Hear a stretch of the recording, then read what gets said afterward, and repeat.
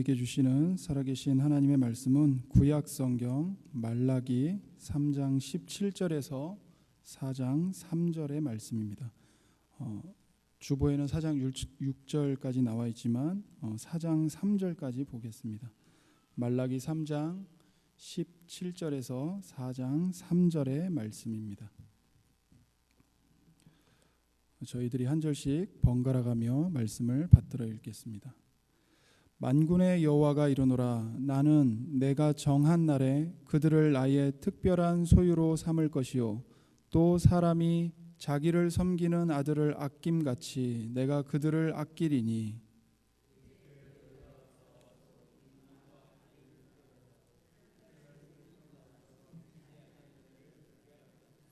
만군의 여호와가 이르노라. 보라, 용광로 불같은 날이 이르리니 교만한 자와 악을 행하는 자는 다 지푸라기 같을 것이라. 그 이르는 날에 그들을 살라 그 뿌리와 가지를 남기지 아니할 것이로되 내 이름을 경외하는 너희에게는 공의로운 해가 떠올라서 치료하는 광선을 비추리니 너희가 나가서 외양간에서 나온 송아지같이 뛰리라. 또 너희가 악인을 밟을 것이니 그들이 내가 정한 날에 너희 발바닥 밑에 재와 같으리라. 만군의 여호와의 말이니라. 아멘. 말라기 3장 17절은 하나님을 경외하는 자들을 하나님께서 특별한 소유로 삼으실 것이라고 말합니다. 여기서 특별한 소유를 다른 말로 하면 보석입니다. 하나님의 보석으로 삼으시겠다고 말씀하십니다. 교만한 자들은 하나님을 섬기고 하나님의 계명을 힘들게 지키는 것이 아무 소용이 없는 헛된 일이다라고 말했지만 말라기는 하나님을 섬기는 것은 가장 가치 있고 가장 중요한 일이다라고 말합니다. 하나님을 경외하는 자들의 이름을 기록하시고 영원히 기억하시고 또 하나님의 특별한 보석으로 삼으시고 아들처럼 아끼신다고 말합니다. 말라기는 이제 장차 올 여호와의 날에 의인들과 악인들의 운명이 얼마나 달라지는지 그 차이를 대조함으로써 의인들에게는 신앙을 독려하고 또 악인들에게는 회개를 촉구합니다. 18절 말씀을 보시면 그때에 너희가 돌아와서 의인과 악인을 분별하고 하나님을 섬기는 자와 섬기지 아니하는 자를 분별하리라. 여기서 그때에는 17절을 보면 하나님께서 정하신 날입니다. 만군의 여호와가 이르노라. 나는 내가 정한 날에 그들을 나의 특별한 소유로 삼을 것이요 또 사람이 자기를 섬기는 아들을 아낌같이 내가 그들을 아끼리니 그때에. 그러니까 그때에가 앞에 나오는 내가 정한 날을 이어받고 있습니다. 그러므로 그때는 하나님이 정하신 날입니다. 그렇다면 하나님이 정하신 날은 어떤 날인가? 17절에 의하면 하나님을 경외하는 자들을 하나님의 특별한 보석으로 삼는 날입니다. 그날에 너희가 돌아와서 의인과 악인을 분별하고 하나님을 섬기는 자와 섬기지 아니하는 자를 분별하리라 말씀하고 있는 겁니다. 이 18절의 말씀에서 주어와 동사만 남기면 이 말입니다. 너희가 돌아와서 분별하리라. 근데 너희가 돌아와서 분별하리라 이 말을 직역하면 너희가 다시 볼 것이다 라는 말입니다. 너희가 분별하리라는 말을 직역하면 너희가 볼 것이다 이고요.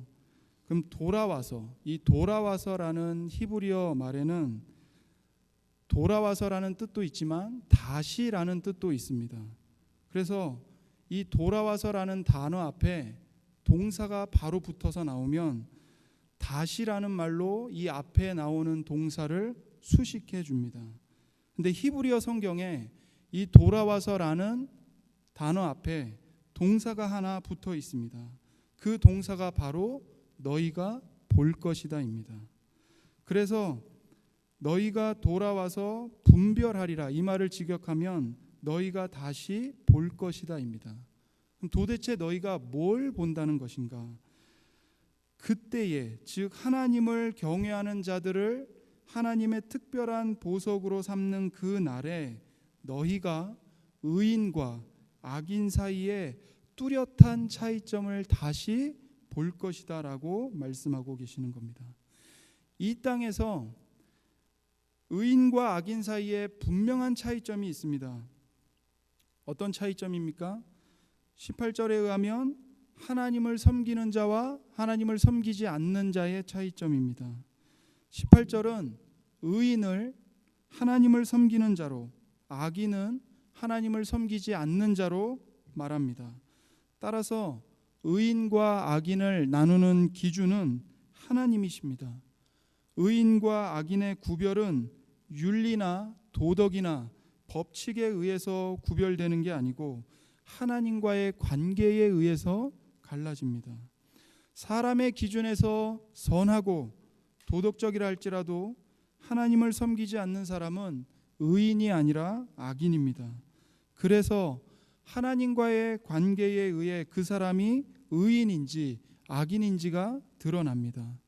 이 땅에서도 의인과 악인의 차이점이 드러나는데 그때에는, 즉 하나님을 경외하는 자들을 특별한 보석으로 삼으시는 그날에는 너희가 의인과 악인 사이의 차이점을 다시 한번 볼 것이라고 말씀합니다. 여기서 너희가 다시 볼 것이다 라는 말을 함으로써 의인과 악인 사이의 차이점을 틀림없이 명확하게 볼 것이라고 강조하십니다. 그리고 이제 4장에서 의인과 악인의 운명이 얼마나 대조되는지를 말씀합니다. 4장 1절에 만군의 여호와가 이르노라 보라 용광로 불같은 날이 이르리니, 여기서도 날을 말합니다. 어떤 날일까요? 용광로 불같은 날입니다. 용광로에서 타오르는 불, 모든 것을 다 태우고 녹이는 불로 심판하는 날입니다. 그럼 불로 누구를 심판할까요? 4장 1절에 교만한 자와 악을 행하는 자는 다 지푸라기 같을 것이라. 그 이르는 날에 그들을 살라 그 뿌리와 가지를 남기지 아니할 것이로되. 교만한 자와 악을 행하는 자들을 불로 태운다고 말씀하십니다.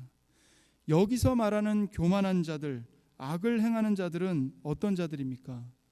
바로 앞에 있는 3장 18절에서는 하나님을 섬기지 않는 자들이고, 더 위로 올라가서 3장 14절에서 하나님을 섬기는 것은 아무 유익이 없다, 교만한 자들이 오히려 복을 받는다 라고 말하는, 하나님을 섬기는 것이 헛된 일이라고 조롱하는 자들입니다. 그들이 용광로 불같은 날에 불로 심판을 받을 거라고 말씀하십니다. 이 용광로 불같은 날은 3장 17절에 나오는 하나님을 경외하는 자들을 하나님의 특별한 보석으로 삼는 그 날과 같은 날입니다. 같은 날인데 그 날이 하나님을 경외하는 자들에게는 하나님의 특별한 보석이 되는 날이고, 하나님을 대적하는 교만한 자들에게는 불로 심판을 받는 날입니다. 그런데 용광로 불같은 심판을 받을 때 교만한 자와 악을 행하는 자들이 다 무엇과 같다고 하십니까? 모두 지푸라기 같을 것이라고 말씀합니다. 여러분, 지푸라기가 불에 얼마나 잘 탑니까? 그 이르는 날에 그들을 살라 그 뿌리와 가지를 남기지 아니할 것이라고 말씀하십니다. 이 땅에서는 교만한 자들이, 하나님을 섬기지 않는 자들이 이 땅에 더 깊이 뿌리를 내리고 더 왕성하게 가지를 뻗으며 살지요. 이게 현실입니다. 그러나 하나님께서는 그 악인들을 붙잡아서 뿌리를 뽑아버리신다고 말씀하십니다. 우리가 주일에 시편 52편으로 이에 관한 말씀을 들었습니다. 기억나시죠? 그렇다면 그렇게 뿌리를 뽑은 악인들을 하나님께서는 어떻게 하실까요? 말라기에서는 용광로 불같은 날에 그들의 뿌리와 가지를 불살라서 하나도 남기지 않겠다고 말씀하십니다. 비록 그들이 이 땅에서는 강성한 용사 같고 뿌리 깊은 거목인 것처럼 보이지만 하나님은 그들의 뿌리를 뽑으시고 그들은 지푸라기처럼 말라 비틀어질 것이며 용광로 불같은 그 날에 하나님의 불로 그들의 뿌리만이 아니라 그들이 자랑했던 무성한 가지까지 하나도 남기지 않고 완전히 불살라 버리실 것입니다. 이것이 마지막 날에 모든 악인들이 당하는 결국입니다. 그런데 그 날에 하나님을 섬기는 의인들은, 즉 모든 성도들은 어떻게 됩니까? 3장 17절의 말씀대로 하나님의 특별한 보석으로 하나님의 소유가 되고 아들을 아끼는 것처럼 하나님께서 아끼시는 은혜를 받게 됩니다. 3장 17절에 또 사람이 자기를 섬기는 아들을 아낌같이 내가 그들을 아끼시겠다고 약속하셨습니다. 누구를 아끼십니까? 16절과 18절에 나오는 하나님을 경외하고 하나님의 이름을 존중하며 하나님을 섬기는 자들입니다. 성도들입니다. 하나님께서 성도들을 아끼시겠다고 약속하십니다. 17절에서 이 아낀다는 말은 온전하게 보존한다는 뜻입니다. 용광로 불같은 날이 임할 때에 악인들은 뿌리와 가지까지 하나도 남기지 않고 다 불살라지는데 하나님을 섬기는 성도들은 하나님께서 온전하게 보존하시겠다고 약속하십니다. 더 나아가 4장 2절에서 내 이름을 경외하는 너희에게는 공의로운 해가 떠올라서 치료하는 광선을 비추리니 너희가 나가서 외양간에서 나온 송아지같이 뛰리라고 약속하십니다. 여기서 말하는 의로운 해는 바로 예수 그리스도이십니다. 치료하는 광선을 비추리니 이 말을 직역하면 그의 날개 안에서 치료하신다는 말입니다. 다시 말해서 의로운 태양이신 예수님이 그의 빛을 우리에게 비추시는데 마치 어미새가 날개를 펼쳐서 새끼를 품듯이 예수님의 빛으로 저와 여러분을 품으시고 치료하신다는 말입니다. 그렇게 우리를 치료하시고 외양간에서 나온 송아지처럼 뛰어놀게 하실 거라고 말씀하십니다. 그렇다면 여기서 치료하신다는 말은 무슨 뜻일까요? 예전에는 이 말씀을 신유 집회에서 많이 인용했습니다. 이 말씀으로 하나님께서 우리의 이 육신의 질병을 치료하신다고 강조했습니다. 틀린 말은 아닙니다. 그러나 그것은 매우 단편적인 이해입니다. 우리가 이 말씀을 좀 더 알려면 누가복음 1장의 빛으로 이 말씀을 봐야 합니다. 누가복음 1장에서 세례 요한의 아버지인 사가랴가 이 말씀을 인용하여 구주이신 예수께서 하시는 구원 사역에 대해 예언했기 때문입니다. 누가복음 1장 67절로 가보겠습니다.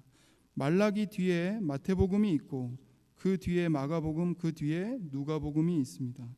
누가복음 1장 67절 말씀입니다.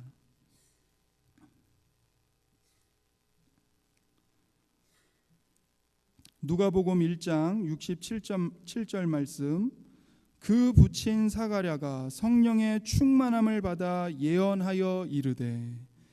사가랴가 성령의 충만함 가운데에 하나님의 말씀을 대언하고 있습니다. 76절을 보십시오. 이 아이여, 이 아이가 누구냐면 세례 요한입니다. 내가 지극히 높으신 이의 선지자라 일컬음을 받고 주 앞에 앞서가서 그 길을 준비하여 라고 예언합니다. 세례 요한이 뒤에 오시는 구주이신 예수 그리스도의 길을 준비할 것이라고 말합니다. 그리고 77절에서 주의 백성에게 그 죄사함으로 말미암는 구원을 알게 하리니, 예수님께서 이루시는 죄사함으로 말미암는 구원을 세례 요한이 주의 백성들에게 알릴 것입니다. 이 모든 예언이 구약 성경 어디에 예언되어 있지요? 말라기 3장 1절과 4장 5절 6절에 나옵니다. 사가랴는 지금 자기 마음대로 예언을 하고 있는 게 아니고 말라기의 말씀을 인용하여 세례 요한과 예수님에 대해 예언하고 있는 겁니다. 78절에 이는 우리 하나님의 긍휼로 인함이라, 이로써 돋는 해가 위로부터 우리에게 임하여. 이 돋는 해가 바로 말라기 4장 2절에 나오는 의로운 해입니다. 누가복음으로 말하면 돋는 해이고 말라기로 말하면 의로운 해입니다. 결국 누구십니까? 예수 그리스도이십니다. 79절에 예수님이 어둠과 죽음의 그늘에 앉은 자에게 빛을 비추십니다. 말라기 4장 2절과 같은 말씀이지요. 그리고 우리의 발을 평강의 길로 인도하십니다. 외양간에서 나온 송아지가 그 발로 뛰어 놀듯이 우리의 발로 평강의 길을 걷게 하십니다. 77절에는 구주이신 예수님께서 주의 백성들의 죄를 용서하시고 그들을 죄에서 구원하신다고 말씀합니다. 두 가지입니다. 첫 번째는 주의 백성들의 죄를 용서하신다. 두 번째는 그들을 죄에서 구원하신다. 말라기 4장 2절에서 말하는 치료는 바로 이 죄에서의 구원입니다. 의로운 해이신 예수님이 우리에게 빛을 비추시고 우리를 치료하시는 치료의 핵심은 죄에서의 용서와 구원입니다. 인간의 가장 본질적인 질병은 죄로 인해 본성 전체가 전적으로 타락하고 부패한 것입니다. 칼빈의 말을 빌리면 우리는 본성 전체가 부패했기 때문에 끊임없이 죄를 생산할 수밖에 없는 죄의 공장입니다. 태어나서 죽을 때까지 끊임없이 죄를 만들어내고 쏟아내는 죄의 공장들입니다. 이 죄된 본성이 우리의 가장 끔찍하고 고질적인 병폐입니다. 이런 뼛속까지 악한 우리에게 진정한 치료는 무엇이겠습니까? 그 죄에서 우리를 구원하시는 겁니다. 예수님께서 십자가에서 죽으시고 부활하심으로써 죄로 인해 죽음의 고통을 당하며 죽어갔던 우리를 죄에서 구원하시고 치료하셨습니다. 죄의 그 어두컴컴한 감옥에 갇혀있던 우리가 예수님의 은혜로 해방되어서 송아지처럼 하나님의 생명의 충만함을 누리면서 뛰어놀게 되었습니다. 이것이 진짜 치료입니다. 죄에 대한 하나님의 진노가 용광로 불같이 타오르는 그 날에 모든 죄인들은 심판을 받는데 어떻게 우리들은 불타지 않고 온전히 보호를 받을 수 있을까요? 죄인 중에 괴수이고 악인인 우리가 어떻게 불같은 하나님의 공의 앞에 설 수 있을까요? 누가복음 1장 77절의 말씀대로 하나님 아버지께서 우리의 모든 죄를 예수님 안에서 다 용서하셨기 때문입니다. 예수님이 십자가에 못 박히심으로써 우리의 모든 죄를 친히 담당하시고 우리의 죄에 대한 하나님의 진노를 대신 받으시고 하나님의 공의를 예수님께서 만족시키셨기 때문에 우리의 죄를 용서하셨습니다. 죄를 용서하신 것으로 그치지 아니하고 완전한 의인이신 예수님의 의를 우리에게 전가해 주셨습니다. 믿음으로 우리가 예수님의 의를 덧입었기 때문에 불같은 하나님의 공의 앞에서 죄인이 아니라 의인으로 인정받게 되는 것입니다. 그래서 말라기는 예수님을 의로운 해라고 말합니다. 의로운 해이신 예수님이 우리를, 죄인인 우리를 의의 빛으로 품으셔서 의로우신 예수님이 우리도 의롭게 해주셨습니다. 의로우신 예수님이 그분의 의의 날개로 우리를 덮으시면 우리의 죄는 가리워지고 예수님의 의로우심만 보입니다. 그렇게 우리를 당신의 의의 날개 아래 품으시고 우리를 대신하여 하나님의 진노의 채찍을 맞으시고 예수님의 의의 빛을 날개처럼 펼치사 우리의 모든 죄를 덮어 가리우셨습니다. 사랑하는 성도 여러분, 완전하신 예수님의 의가 아니면 저와 여러분이 어떻게 하나님의 불같은 심판에서 온전하게 보존될 수 있겠습니까? 무엇이 우리를 지켜주겠습니까? 나야말로 뿌리부터 가지까지 모두 다 불타버릴 수밖에 없는 죄인이지 않습니까? 의로운 해이신 예수님이 의의 빛으로 우리를 덮어주시고 품어주시기 때문에 우리가 성도로 보존되고 온전케 되는 것입니다. 불같은 그날에 모든 성도들은 영화롭게 되어서 의인으로 하나님 앞에 거룩하게 서게 될 것입니다. 이 모든 것은 우리의 공로 때문이 아니라 주님의 은혜로 인한 것들입니다. 이러한 예수님의 은혜를 가볍게 여기고 하나님을 섬기는 것을 헛된 일이라고 생각한다면 그 죄에 대한 심판과 형벌이 얼마나 무서운 것이겠습니까? 그렇기 때문에 가장 크고 무서운 죄는 예수님을 믿지 않는 겁니다. 예수님이 베푸시는 구원의 은혜를 미련하게 여기고 조롱하고 거부하는 것입니다. 이 땅에서 예수님을 믿지 않은 것을 저주로 여길 날이 반드시 옵니다. 반드시 옵니다. 사람들 중에 나는 교회 다니는 성도들의 그 꼴 보기가 싫어서 나는 교회 안 나가. 나는 교회는 나오는데 교인들이 하는 꼬라지가 꼴 보기 싫어갖고 난 예수는 안 믿어. 그렇게 말하는 사람들이 있습니다. 그러면서 자기가 예수님을 믿지 않는 것을 매우 합리적이고 당연한 것처럼 이야기합니다. 그런데 용광로 불같은 날에 그들이 자신들이 그렇게 말하고 그렇게 했던 것을 땅을 치며 통곡하고 저주할 날이 옵니다. 우리가 예수님을 믿는데 믿지 못할 이유는 아무것도 없습니다. 다른 사람을 위해서가 아니라 나를 위해서 예수님께 매달려야 합니다.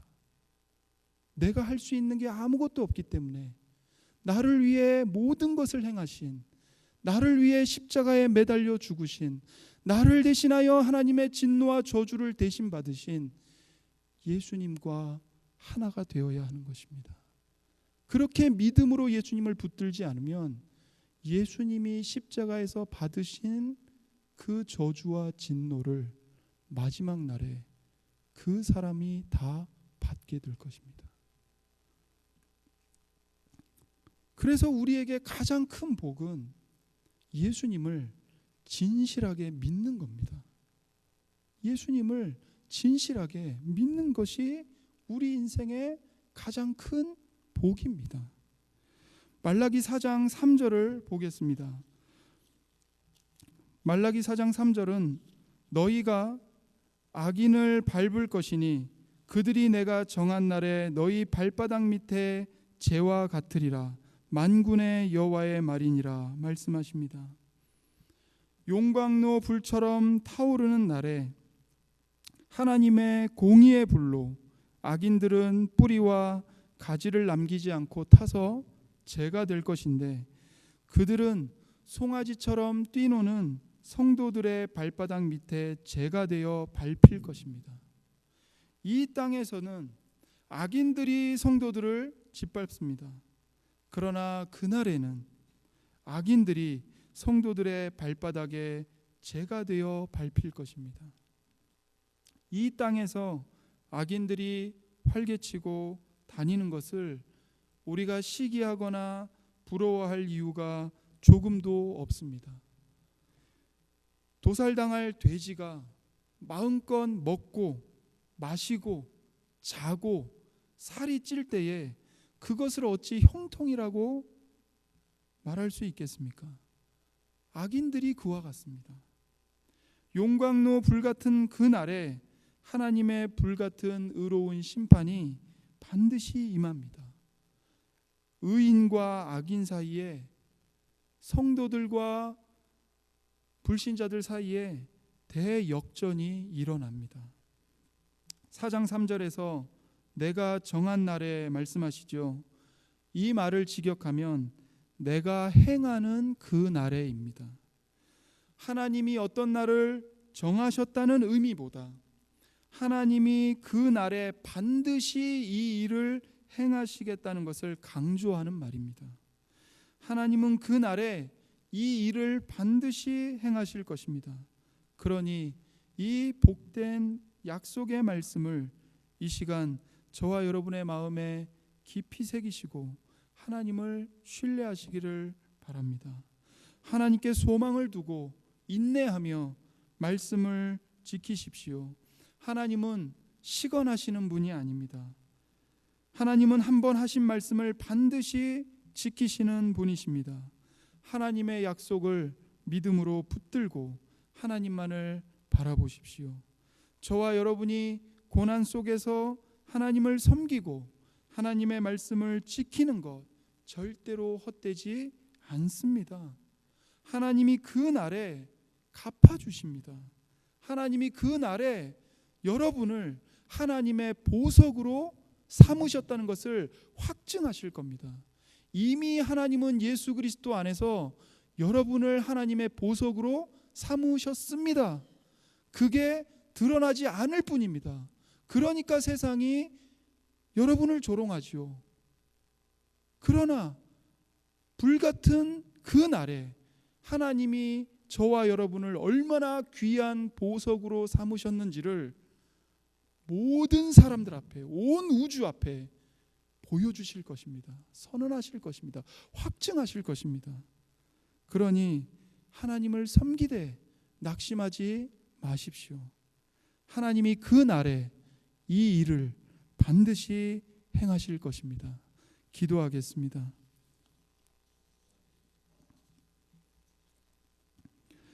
하나님 아버지, 은혜와 사랑을 감사드립니다. 오늘도 하나님의 영원한 말씀으로 우리에게 약속과 소망을 주시고 믿음을 굳건하게 붙들어 주시니 감사합니다.